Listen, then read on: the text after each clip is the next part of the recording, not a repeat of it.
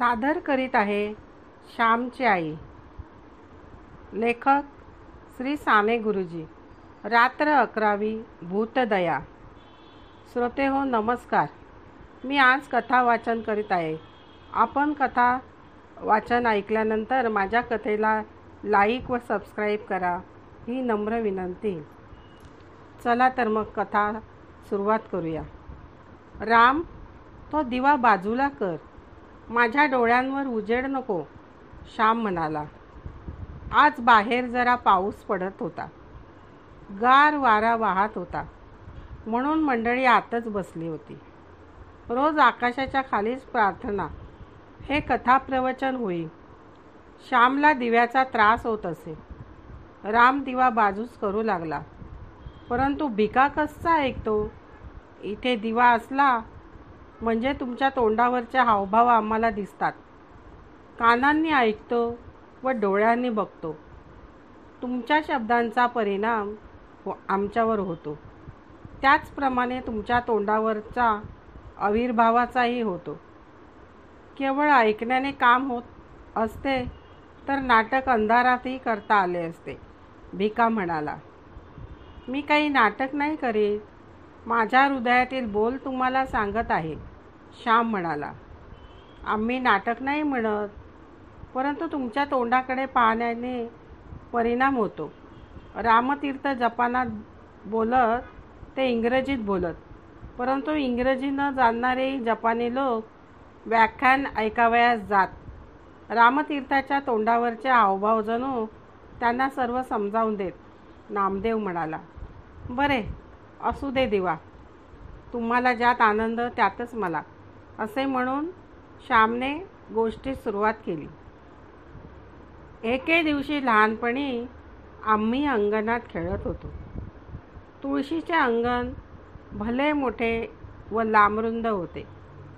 तुळशीच्या अंगणामध्ये एक उंचच उंच बेरेळ्याचे झाड होते. एकाएकी टप्प असा आवाज आला. मी व माझा धाकटा भाऊ कसला आवाज आला ते पाहू लागलो. काहीतरी पडले होते खास. आम्ही सर्वत्र शोधू लागलो. शोधता शोधता झाडावरून पडलेले एक पाखराचे लहानसे पिल्लू आढळले. त्याची छाती धडधड करत होती, कारण ते फारच उंचावरून पडले होते. त्याची फारच दुर्दशा झाली होती.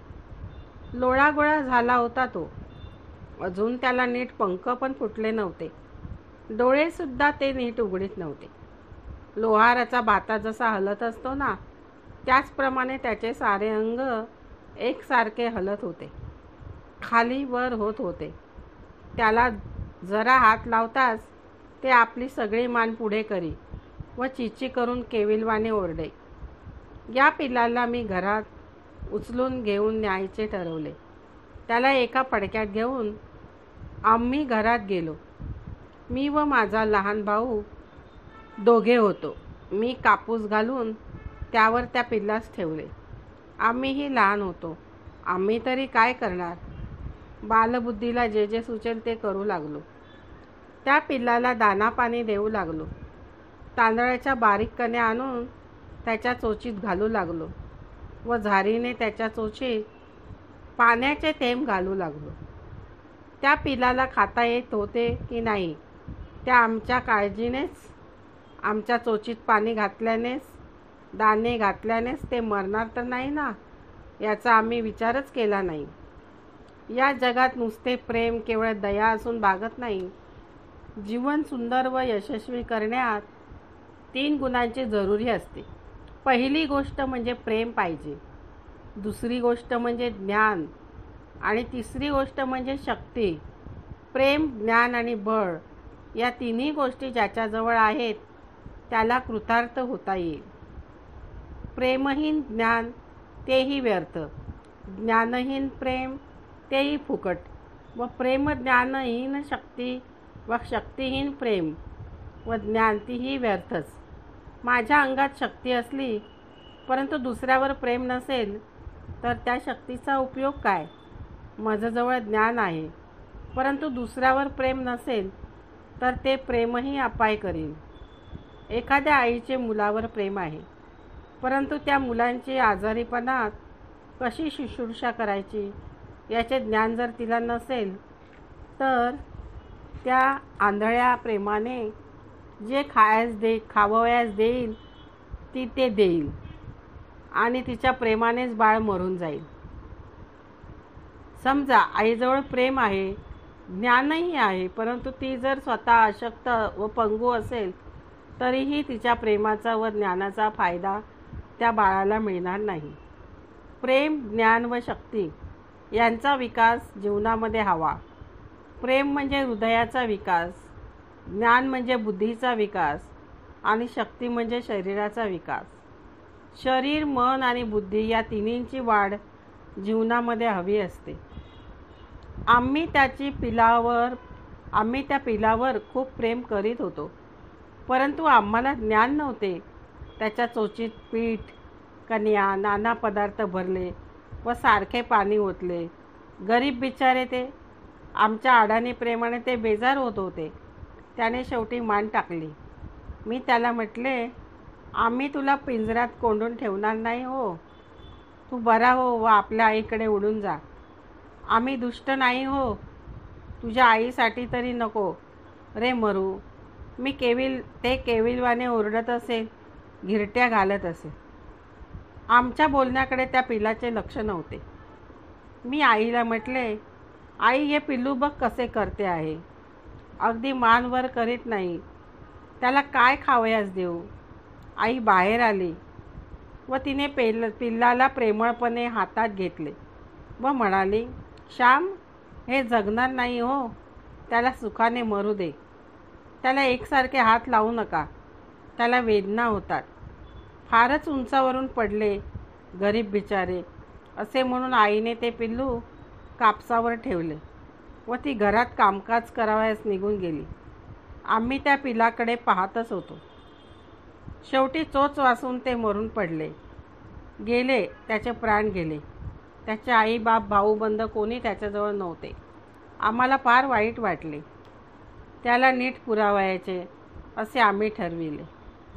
आईला जाऊन विचारले, आई, ह्या पिल्लाला आम्ही कोठे पुरू. चांगलीशी जागा सांग. आई म्हणाली, त्या शेवंतीजवळ किंवा त्या मोगऱ्याजवळ पुरा. शेवंतीच्या झाडाला सुंदर फुले येतील. मोगऱ्याची फुले अधिकच तजेलदार दिसतील, कारण आम्ही त्या पिल्लाला प्रेम दिले आहे. ते प्रेम ते पिल्लू विसरणार नाही. त्या फुलांचे प्रेम तुमच्यासाठी ते येईल व फुलांना गोड वास देईल. मी म्हटले, त्या सोनसाखळीच्या गोष्टीसारखे होय ना. सोनसाखळी तिच्या आईने मारून पुरले, त्यावर डाळिंबाचे झाड लावले, परंतु सोनसाखळी बापाला भेटावयाला डाळिंबात आली. तसंच हे पिल्लू येईल हो ना. मग शेवंतीची फुले किती छान दिसतील. फारच वास येईल नाही का ग आई. आई म्हणाली, जा लवकर पुरा त्याला. मेलेले फार वेळ ठेवू नये. त्याला गुंडाळवयास आम्हाला चांगले पडके दे ना. मी म्हटले. आईने एक जुनी फाटकी जरीची चोळी होती, त्या चोळीचा एक तुकडा आईने आम्हाला फाडून दिला. त्या रेशमी कापडात आम्ही त्या पिलाला घेतले व जेथे फुलझाडे होतो तेथे गेलो. शेवंती व मोगरे यांच्यामध्ये त्याच्यासाठी खळगी खणू लागलो. आमच्या डोळ्यातून पाणी गळत होते. अश्रूंनी जमीन पवित्र होत होती. खळगी खणली. त्या खळगीत फुले घातली.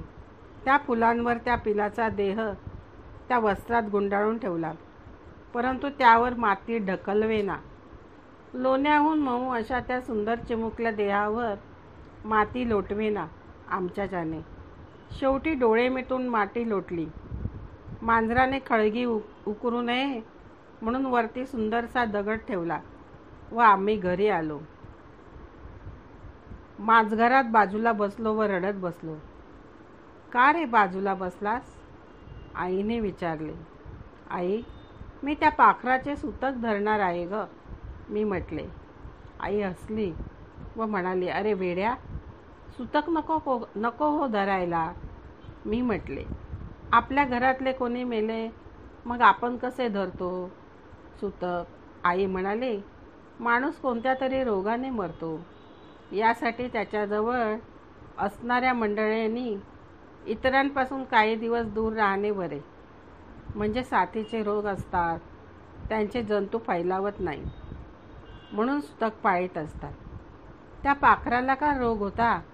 बिचारे वरून खाली पडले व प्राणास मुकले. आईचे शब्द ऐकून मला आश्चर्य वाटले. आई, तुला कोणी हे सांगितले? मी विचारले. आई म्हणाली, मागे एकदा ओटीवर ते कोण गृहस्थ आले होते. ते नव्हते का बोलत?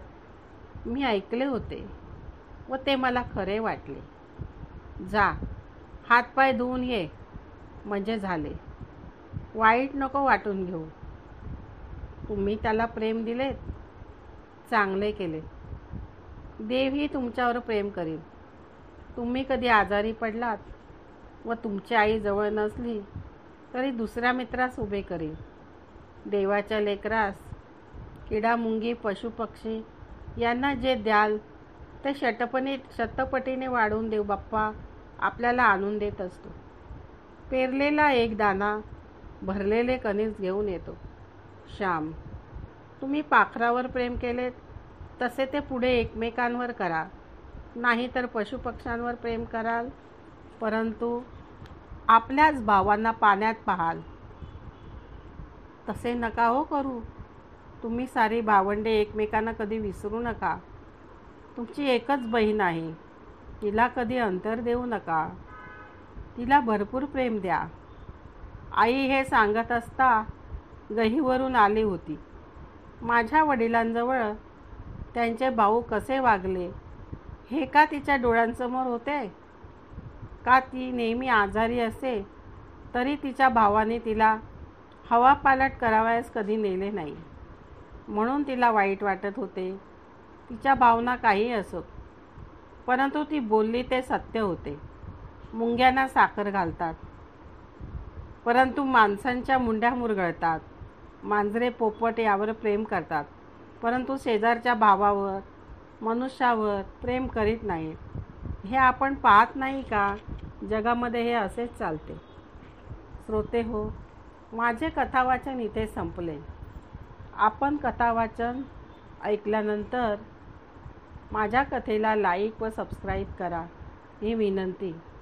तसेच आपण माझ्या कथा आवडीने वाचता त्याबद्दल आपले खूप खूप धन्यवाद.